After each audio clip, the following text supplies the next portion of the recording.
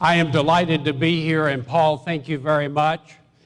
You can tell from that introduction I've had difficulty holding a job in my career. But also I was up late last night. Well, actually I only had to watch the first half. I do bleed blue and white, but it's Kentucky blue and white, not North Carolina. I clearly don't bleed Duke blue and white, because I still remember, as we talked earlier, about the Christian Laettner shot in 1992, and I've yet to get over that. Thank y'all very much for being here. What a magnificent facility, what a great opportunity, and I look forward to answering your questions.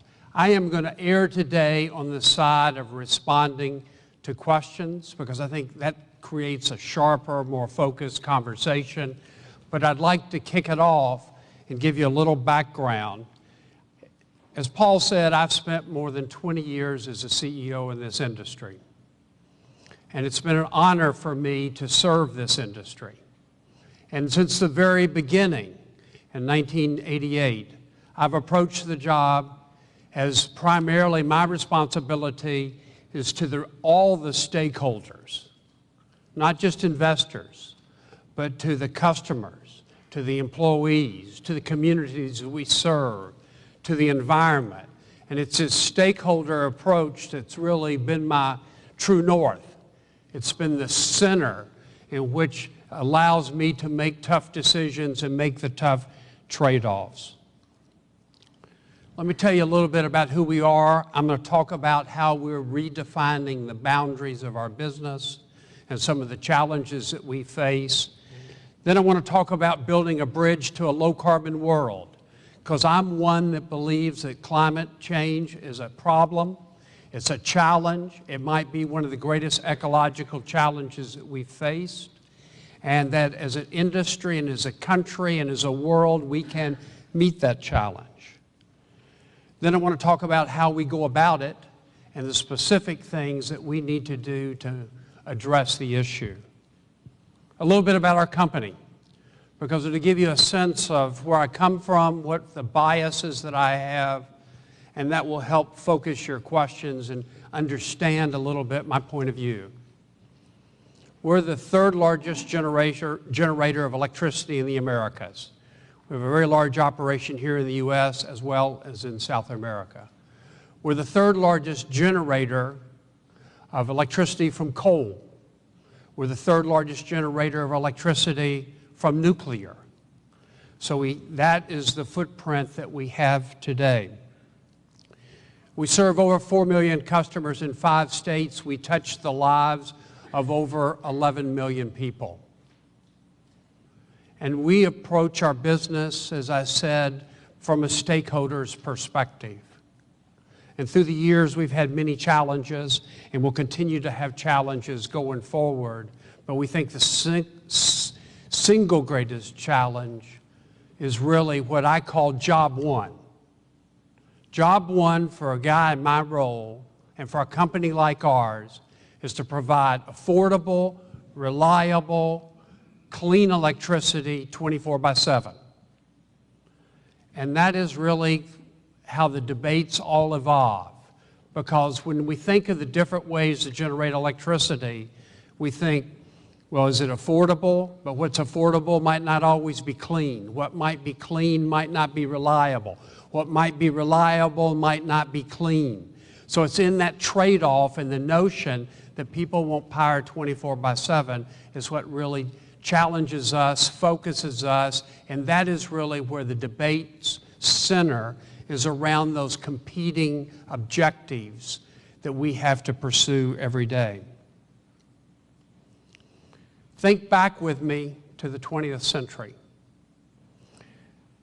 I had the good fortune of having Neil Armstrong on my board for almost a decade. And when I had a close vote, I always started my presentations, one small step. I always got his vote. But he was the chairman of the National Academy of Engineers, and they looked back over the 20th century and said, what was the greatest engineering achievement of the 20th century? Was it putting a man on the moon? Was it the internet? Was it cars? Was it the development of the industry of this country? No. It was the electrification of America. We provided universal access to people all across this country. That was our mission.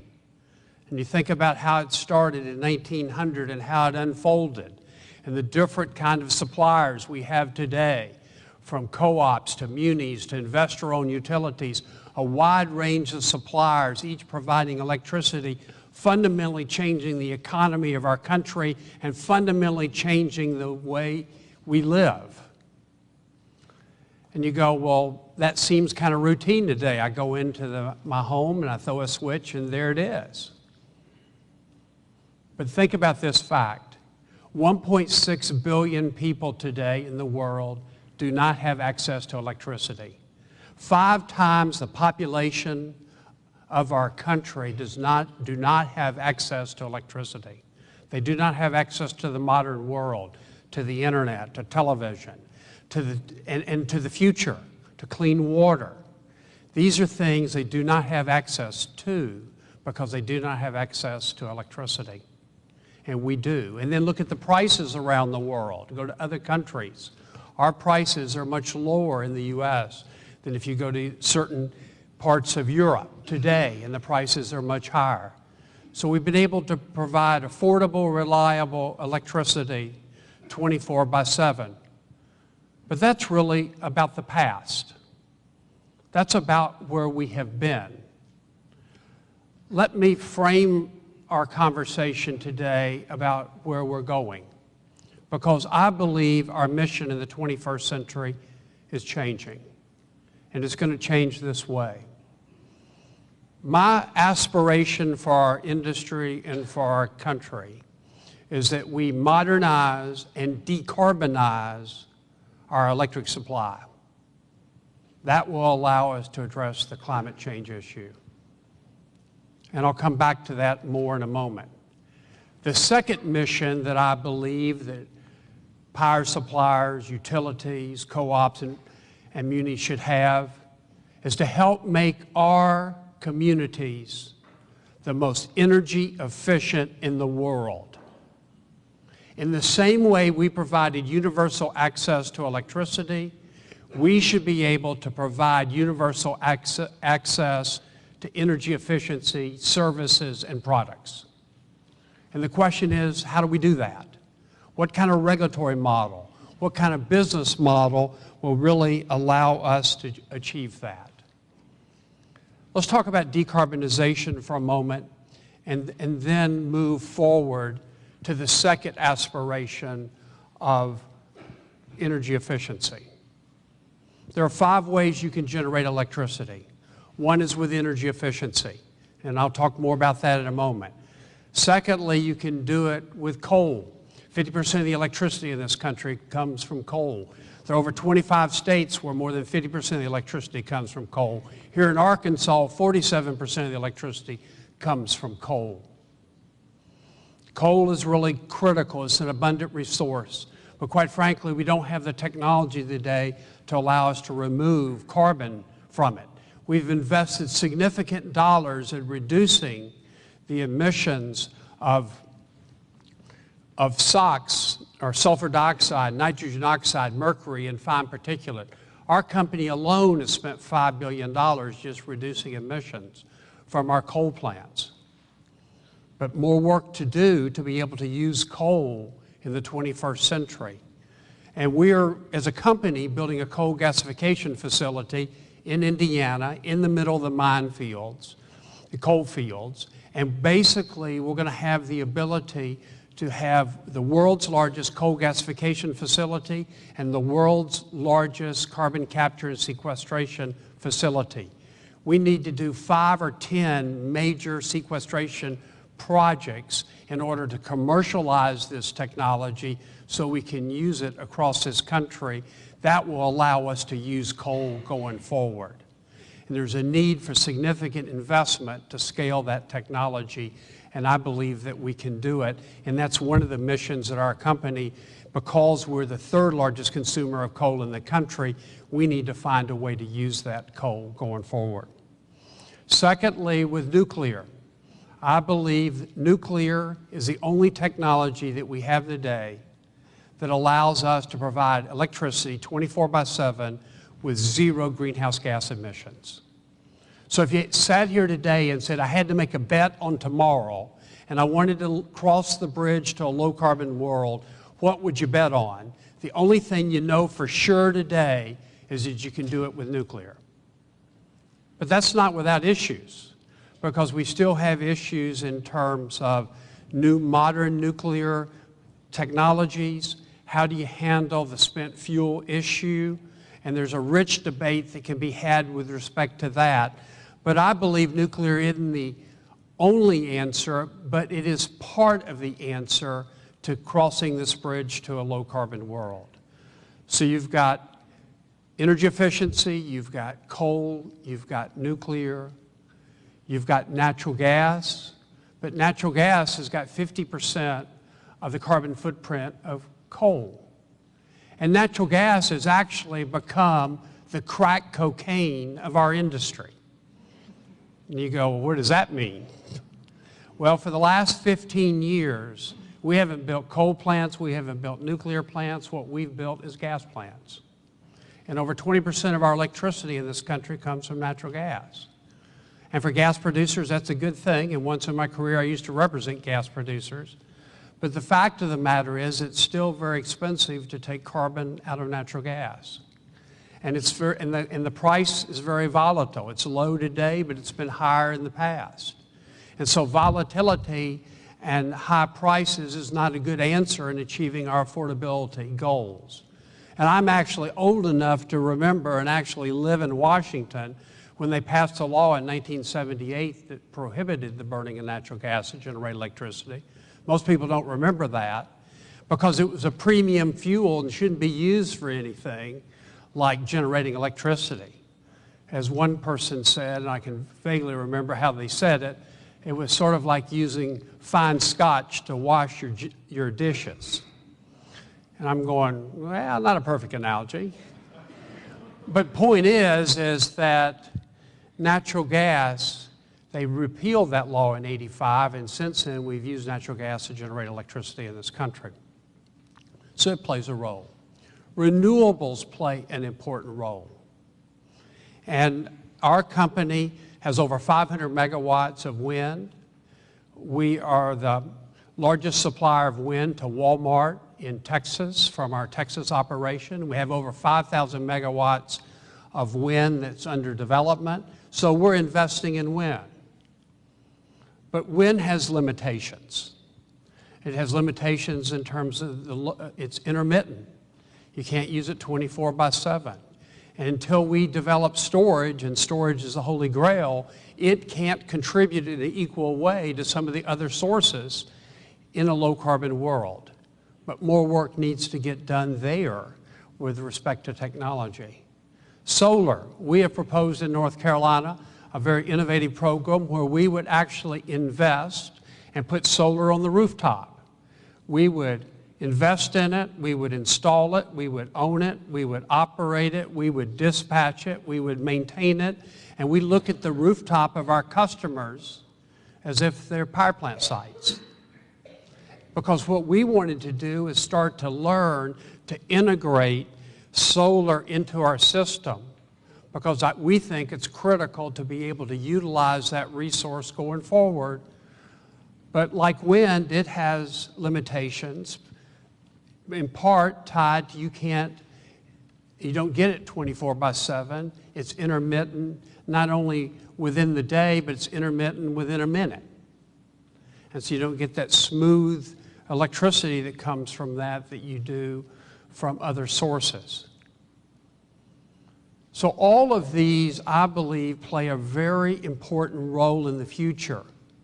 But each and every one of them, think about it, whether it's coal or nuclear or gas, or whether it's solar or wind, each requires advances in technology. And as I think about the climate issue, and I've been an advocate, I testified in 2001 before Congress that says we ought to have carbon regulation. I personally believe that cap and trade is the right approach. a cap on carbon with it declining over time, a price on carbon, timelines and goals set out 2020, 2030, 2050 with an 80% reduction by 2050. I believe we can set those kind of goals and reach those goals, but we can't do it without technology. At the Pentagon, they say that a vision without resources is an hallucination. I would tell you a carbon policy without technology is an hallucination. So for us to move across this bridge that I'm talking about to a low carbon world, what we really need is we really need significant investment in technology and development of technology. And we need to bring the costs down of all these different alternatives. We need storage. We need to solve the issue of spent fuel for nuclear. We need CCS. We need all these things to allow us to maintain our quality of life in the future. Let me now turn and focus a little more on energy efficiency, because it's one of those things that's easy to talk about, hard to do. Our company proposed a couple years ago a notion called Save a Watt. And Save a Watt, Tom Friedman said in a column that it was the mother of all energy paradigm changes. That's a high bar, and as slow as it's taken for me to get approval of it, I'm going, man, paradigm changes are hard work. And it is hard work. Because for 100 years when we were providing universal access to electricity, we built a regulatory model that compensated us for building power plants. As demand grew and as we reached out and connected more customers, and as our economy grew, we built more power plants, and that's how we made money. That's how we attracted capital. We're now in a different place. Everybody's been connected. Our economy is still growing. Demand is still going up, even though in this recessionary period, it might feel like times are tough. But I do think that, like all recessions, we will work our way out of this. Don't ask me when. I'm not smart enough to tell you that.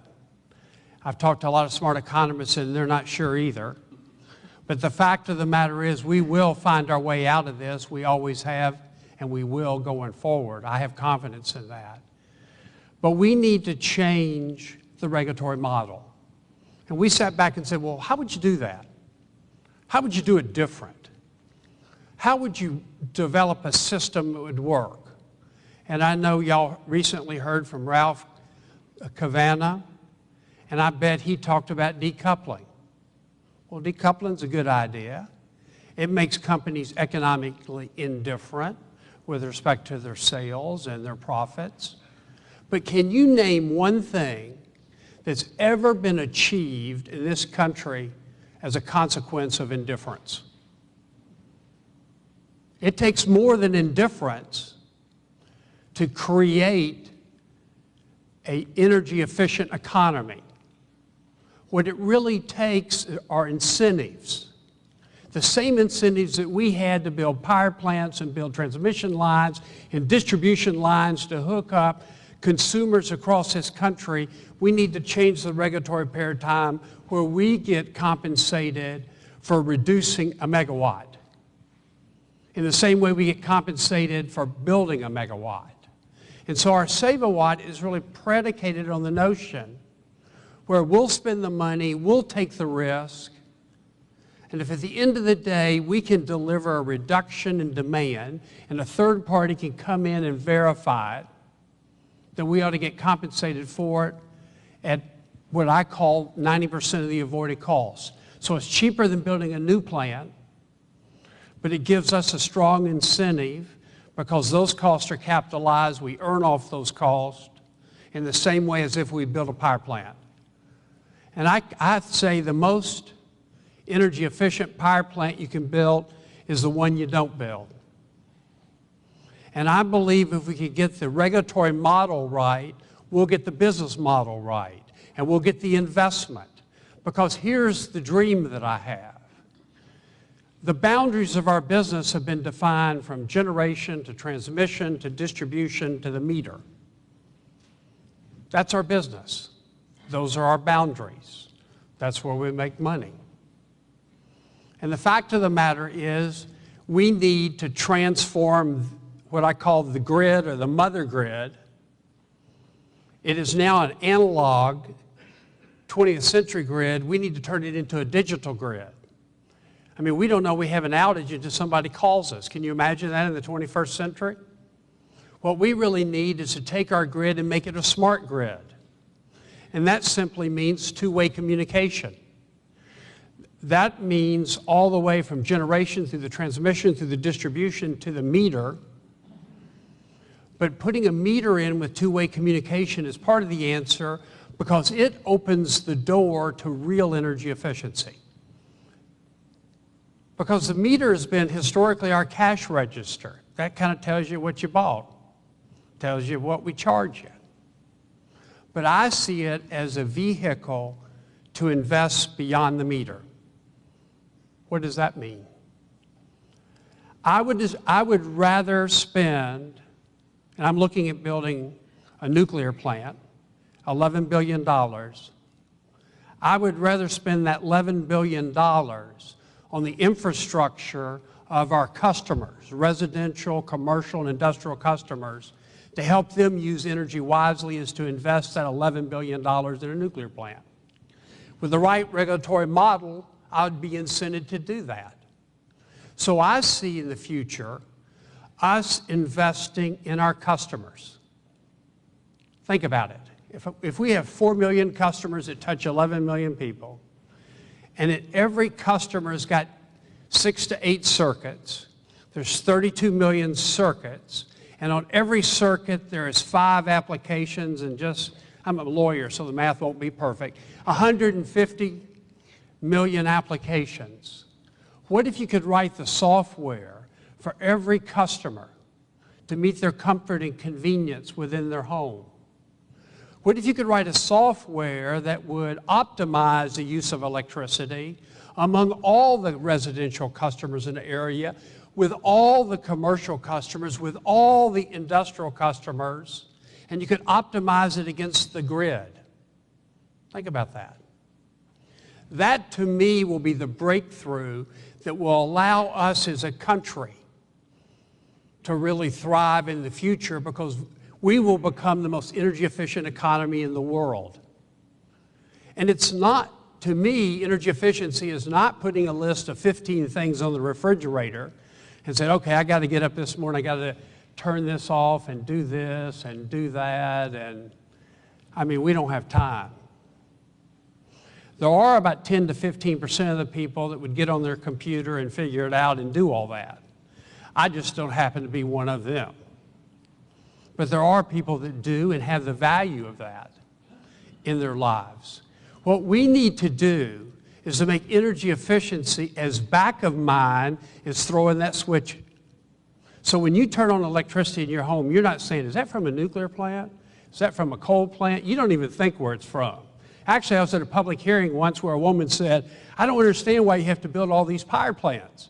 Don't you know that electricity comes from the wall?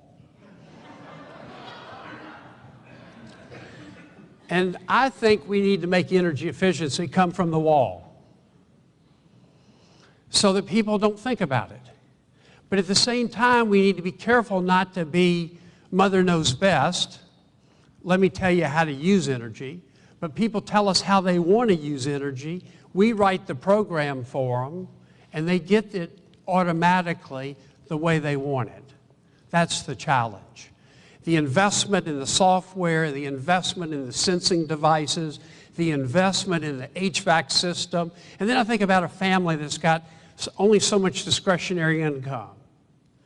And they had a choice between spending $5,000 on a new HVAC system or sending their child to college. And they have that choice. We know what they're going to do.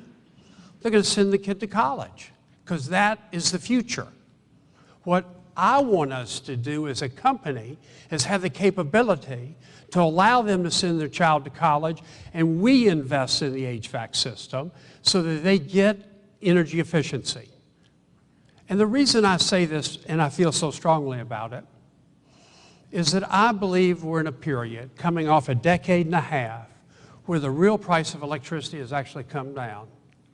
And I look out in the future and I see an aging infrastructure, more investment. I see the need to convert our grid from analog to smart grid, more investment. I see the need between now and 2050, every power plant our company owns is going to be retired and replaced. I see that happening, and I see those additional costs being incurred. I see carbon regulation coming, and depending on how it plays out, and I'd be delighted to debate how it ought to come out, but the fact of the matter is that will drive prices up. And when I add all this up, we're going to see a significant increase in the price of electricity over the next 5, 10, 15, 20 years. It's coming. And I'd much rather be on the front end helping customers get control of their usage going into the rise in prices than after. It's a smarter place to be. And people have control of their destiny. And they feel like they have the capability to control their usage, because at the end of the day, as the price goes up, if they can bring their usage down, that allows them to mitigate some of the price increases that are coming. And that's what we've got to do, because we can't forget the job is affordable, reliable, clean, 24/7. Now let me say two things in closing. As my wife says, I never say two things.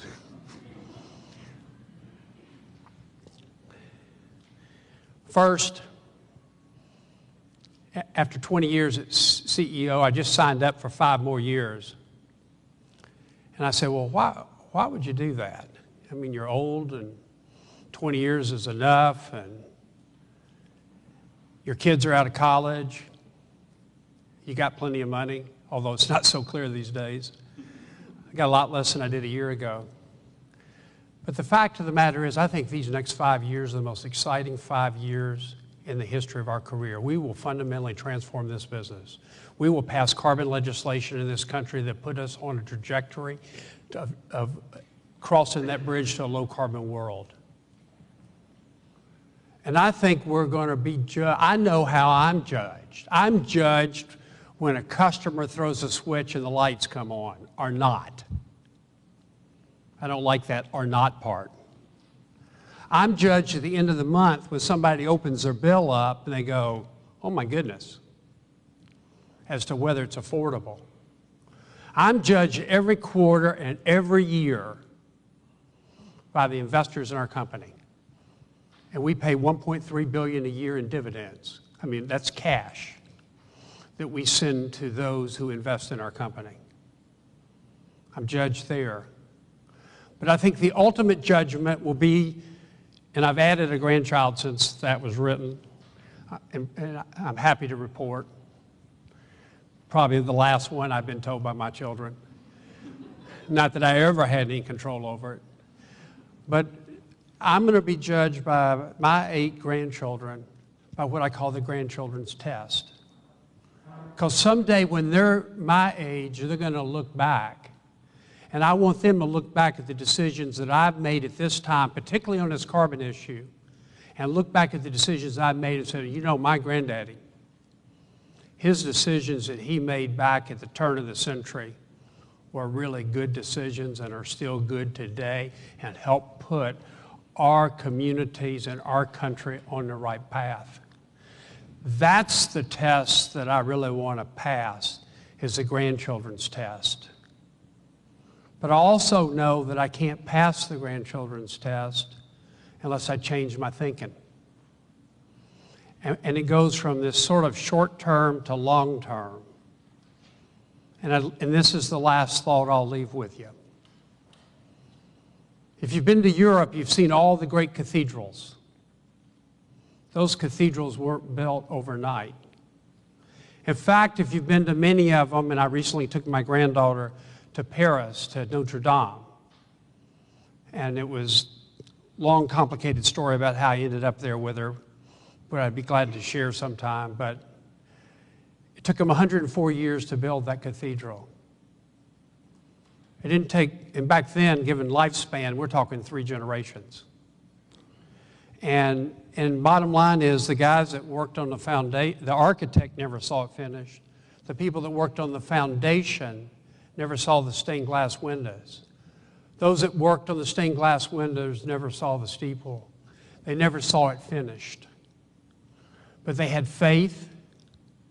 They believed in the vision of what they were doing, even though they knew they would never see it finished in their lifetime.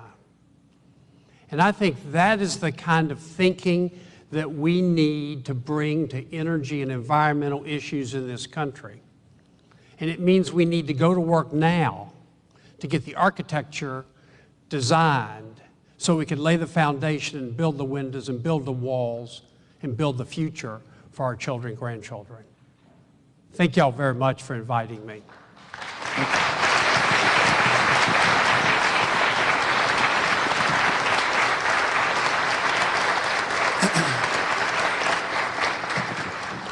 We've got some time for some questions. If you'd raise your hands and wait for the microphone to get there, okay? Right there, if they should, yes. Thank you. That was a very interesting talk. Can you give me an idea of how much it costs to produce 1 unit of electricity with coal versus gas versus nuclear energy? It depends on whether you measure it based on capacity or kilowatt hours. And it depends on, and the fact of the matter is, and it depends on what the gas price is and the coal price. I mean, it's a very complicated answer. But the fact of the matter is, if you look over the longer term, for our company, 97% of our electricity comes from coal and nuclear, even though 20% of our capacity is natural gas, because we don't use it that often except for peaking periods. But the conventional wisdom is you need to think of it in the context, and I'm going to complicate the answer because I want you to think about it in terms of the future. In the future, we're going to live in a carbon-constrained world, so you have to put a price on carbon. And then when you start putting a price on carbon and you put a projected price on natural gas, projected price on CCS, a projected price on nuclear, and then you look at the load factors of each of these units. And I'm sounding a little wonkish now, I know. But the fact of the matter is a really tough analysis shows you that nuclear on a kilowatt hour basis is cheaper, particularly in a world where carbon prices are $30, $40, and $50. And I think that's the direction we're going on a per ton basis. We haven't yet commercialized CCS, so we're making a guess about how it works. And we're building a co-gasification plant, and we know it's cheaper to do carbon capture off the front end of a coal gas plant than off the back end of a traditional pulverized coal plant. We know that. With gas plants, the huge variable is really the price of gas. Today it's $4. A year ago it was $12, and so the math is a little different. And even natural gas, and I have a feeling about natural gas, is this. We have the same level of dependency on foreign sources of natural gas today as we did with oil in the 50s, in the 60s. We put a plug in one arm on the oil, and I think if we start using natural gas as sort of as I said, the crack cocaine of generating electricity, I think we run the high risk of putting a needle in the other arm.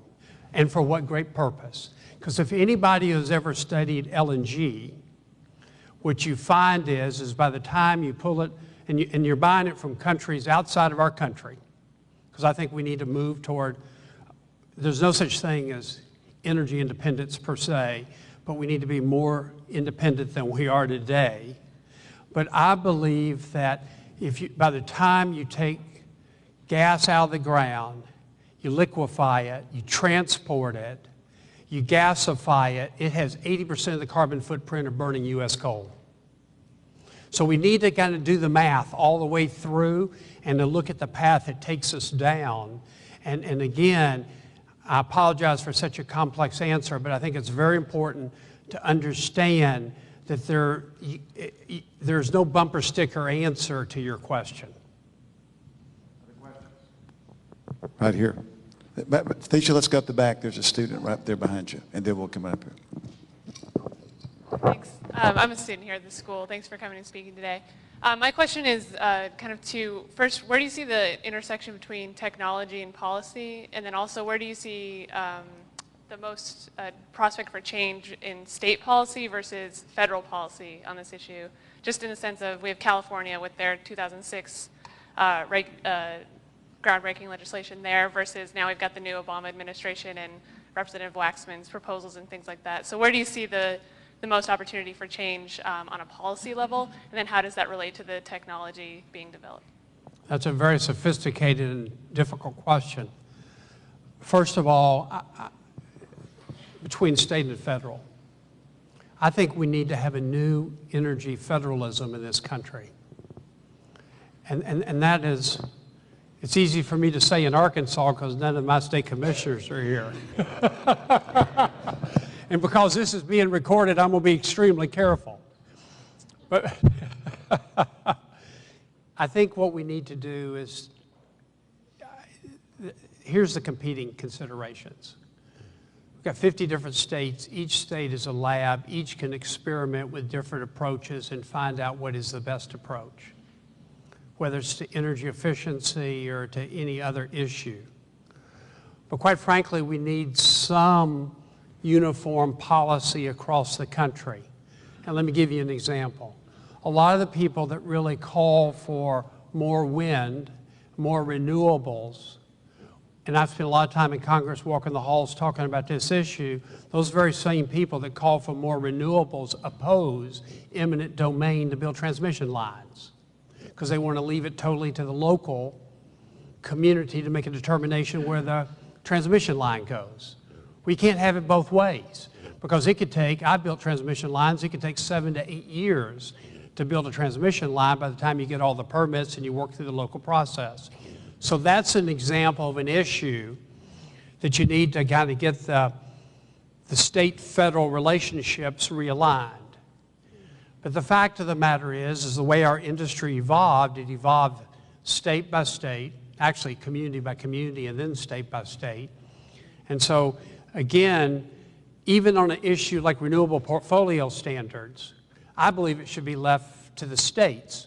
But I think the federal government should say every state should mandate, should have a renewable portfolio standard by a certain date. But leave it to the state to determine, because one size doesn't fit all. There are 30 states with renewable portfolio standards today, and they're all a little different.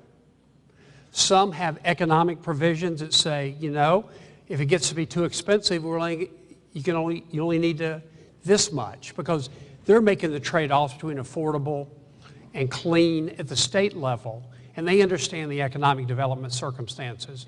So I do think we need to have a conversation about this new energy federalism. With respect to technology and cap and trade, as I said earlier, I believe the sooner we get a price on carbon, the better. The sooner we get a cap on emissions, the better. I also believe, because the SO2 program was so successful, that came from the Clean Air Act amendments in 1990, that we ought to grant allowances and make sure that the transition with those allowances matches up with the technology roadmap. Because if you don't, you're going to put unnecessary cost on those states that are very dependent on coal. And not all states, well, I mean, take Arkansas. Arkansas, 47% of the electricity comes from coal, but you look at the co-ops in this state, 78% comes from coal. And under the President Obama's plan at $20 a ton, I dare say that would raise rates 25 to 30%. Is that the right answer on a 100% auction? I don't think so, politically. So smoothing out the rate increases, making sure the technology matches up over time with this transition period is really critical, which really gets back to the point, we really need to invest in technology. We need carbon capture sequestration for coal. We need to solve recycling for spent fuel for nuclear. We need to solve storage technology that would make wind and solar better contributors. So we need huge investment in technology. And we even need huge investment in technologies to make the grid smarter, but huge investments in energy efficiency technology. Because we've only just begun to develop the sensing devices, to write the software packages. I mean, there's a tremendous set of opportunities here that, in my judgment, transform our economy. And one last point that your question really begs, and that's this. We have a stimulus package that's been passed by the government. We also have a green stimulus component. If we pass cap and trade now, it provides linkage that allows us to have a long-term roadmap and we will get the most bang from the buck in the stimulus package if we have a price on carbon. Because then we'll start to make decisions, not shovel-ready jobs. I just don't like that term because it sounds like the Depression. It sounds like third world. I'm looking for 21st century jobs, technology jobs. And in our sector, we can create those kind of jobs if we've got a clear roadmap going forward. And those are high-paying jobs, and those are jobs that are the envy of the world. That's the kind of jobs that we ought to be stimulating in this country. Thank you for your question. Someone had their hand up? If not, yeah, right here. There was this question right here. Yes, sir. What sort of nuclear power plant are you planning on installing in your new reactor, your new power plant you alluded to? Is it one of the newer generation plants? It is. It is the Westinghouse Toshiba plant. We're looking at 2,200 megawatts in Cherokee County, South Carolina. And we are in the first wave of applications to be approved by the NRC. We're, by the way, also building a coal plant down in North Carolina. And we've taken a lot of criticism for building that coal plant because it's a supercritical plant. It's not coal gasification. But what most people don't know about that plant is that when we build that 800 megawatt plant, we will shut down 1,000 megawatts of 60-year-old plants. And our SOx, NOx, mercury footprint is going to be even smaller than what's required by the law. And the carbon intensity of our product will be much less. While we have, and sometimes I use these numbers because I'm looking for solutions for carbon because there's three numbers that really define our carbon footprint. 3, 12, 41. We're the third largest emitter of CO2 in the United States among all companies. We're the 12th largest emitter among all companies in the world. And if we were one of the 192 countries in the United Nations, we'd be ranked 41st. I'm not bragging about this, but I'm telling you that because it's a daunting challenge that we have to make this transformation with a carbon footprint that big, to make the transformation in a way that smooths out the cost impact on our consumers and allows our electricity to be affordable in the regions of the country that we serve when we've made the transition. And that's why I think hard about that original question, well, should I build coal, should I build gas, should I build nuclear? What's going to be the lowest cost in a low carbon world? And that's why when I answer the question about technology, I think technology is really the key to making that transition in a low-cost way. You have a question right over here, Paul. Yes.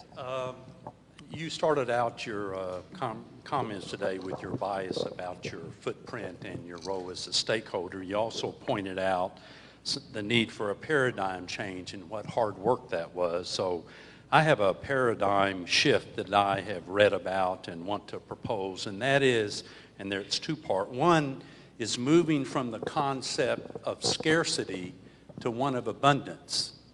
That in fact there is not a scarcity of energy, there is an abundance of energy. And also that we start thinking about utilities or energy in a decentralized way. And so when you talk about clean, reliable, cost, and effectiveness, take out of that the underwriting supports for a system that is centralized and the lack of those supports for something that is decentralized. Because in Arkansas, you talked about state policy, we're facing a very frustrating legislature here who will not open themselves up to more decentralized energy sources, and standing in the way have been our utility companies that are fighting us on that. So I'd like to hear your comments to that. I think you're asking me to get in the middle of the fight in the last week of the legislature. I know better. But nevertheless, we do have in this country a great abundance of opportunity. We do have in this country an incredible technical, intellectual capability to develop new technologies. And I have great confidence in the imagination and the capability and the intellect of our people to come up with new ways to produce energy and to provide energy going forward. As you think back to the history of how we got to central station plants, that wasn't Thomas Edison's original dream. His original dream is you'd put a little unit in every home or on every block. His first plant was Pearl Street plant in New York. And it was to serve one block, and he wasn't measuring it by kilowatt hour. He went around and counted the number of light bulbs that were on and was going to charge them based on the number of lights that came on, which I thought kind of is an interesting kind of where, in a way, what you're proposing is back to the future, and we're going back to there. But think about what happened in the 20th century. We had these small plants, but it was very expensive. Then we started building bigger plants and bigger plants and bigger plants because it brought the costs down. So as we did electrification across the country, reaching out and touching every home on every farm and every community, every business, we had to get the costs down, and we got the costs down by building bigger and bigger plants. And the whole idea of central station plants came from the providing universal access to everybody in this country at low cost. Got that done. Now we're at a place where we have a cost marker, and so the question is, can we do distributed generation at equal or less cost? I'm not ruling it out. I think it's possible. But I think there's going to be a transition period because it won't happen overnight. We won't be able to throw that switch and say distributed generation tomorrow. That's why in North Carolina, we've proposed solar on the rooftop, and we're going to build it because we want to test a distributed generation system. We want to see how it works, how it affected our voltage levels. Can we manage it? Can we provide the same level of reliability? We wouldn't be proposing it unless we thought we were smart enough to figure it out. So I think there will be a role for distributed generation going forward, and I think the technologies will evolve. I know my son today is working on a startup company that produces commercial storage. I mean, we're talking 1 megawatt storage, which would be kind of industry-side storage. I don't know whether it's going to work at the end of the day. I'm hoping with 4 children it works. But the fact of the matter, I mean, he's got 4 children. But the fact of the matter is we need more people like that taking chances on these new technologies because storage is a holy grail. And when my son got ready to take the job, I said, well, you know, Benjamin, I said, I'm not smart on technology. I'm a lawyer. And I said, the way you have to think about it is Thomas Edison in 1900 said that he thought that storage would fundamentally transform our industry and the development of storage was just around the corner. Well, it's been just around the corner for 100 years, and maybe the technology he's working on will work. I know there are a lot of other technologies that are being developed on storage around the country. We will figure it out, and it will transform how we think about it. So my response is yes, there's a place for distributed generation. Yes, we need to experiment with it. Yes, we need to invest in it. Yes, we need to put research dollars in. And I think it will play an increasing role going forward. And from an energy security standpoint, distributed generation, there's an argument can be made there for it. But again, it gets back to the tension between affordable, reliable, and clean, and working our way through the process. We can't, as an industry, be afraid of it. We need to embrace it. And from our standpoint, we're into embracing it because we think over time it may or may not prove out, but we want to be part of making it happen if it does. Time for one more question. Ken, right here. Let me give you this microphone, pal. Thank you, Skip.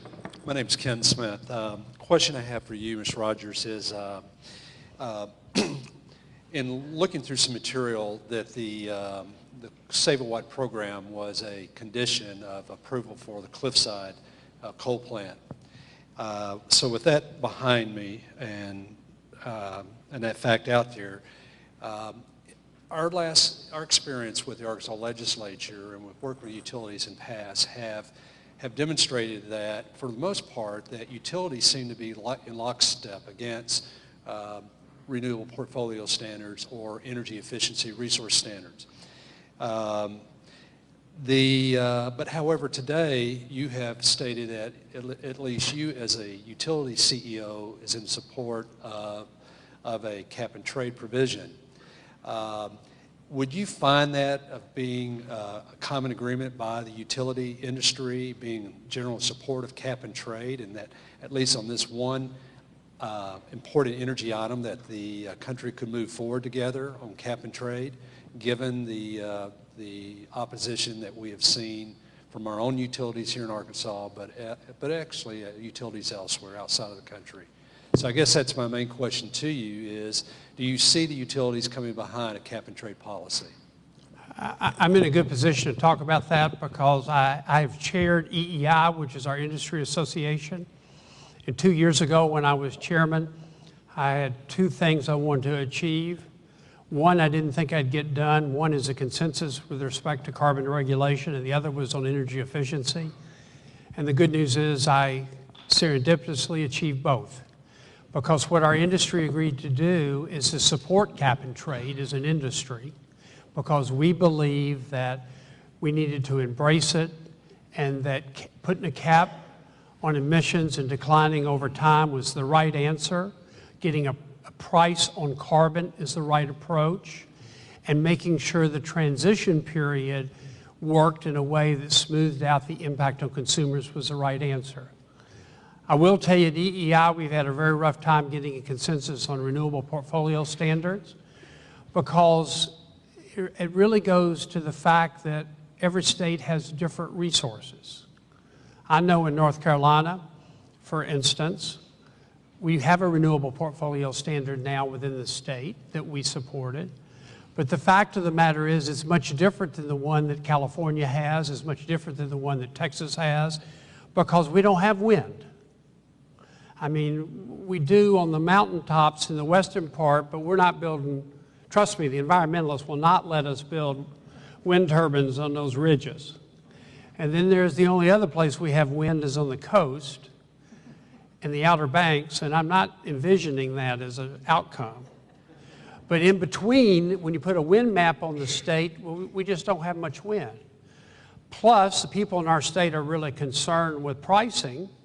Want to keep the prices down. We have a provision that says you can have a renewables target, but you don't have to hit it if it drives your prices up X amount in 1 year as a consequence of that investment. So it puts pressure on the renewable industry to bring their prices down, which isn't a bad answer. I'm of the view, because in our 5 states, 2 out of the 5 states have renewable portfolio standards that we supported. But each state is different, each has crafted it differently. And I would go so far as to say, if you put cap and trade in place, you don't need a renewable portfolio standard in this country or in any state because it becomes belt and suspenders. Because a cap on carbon and a price, I mean, a cap on emissions that's declining and a price is all you need to get the economics right, to make the right investments for the future. So it becomes redundant to me in that context, particularly since there's been great legislation passed to give tax incentives and bonus depreciation for wind, which we invest in, and solar, which we invest in our commercial part of our business. So we see it as unnecessary in the context of a cap and trade legislation passage. Let's give Jim a round of applause.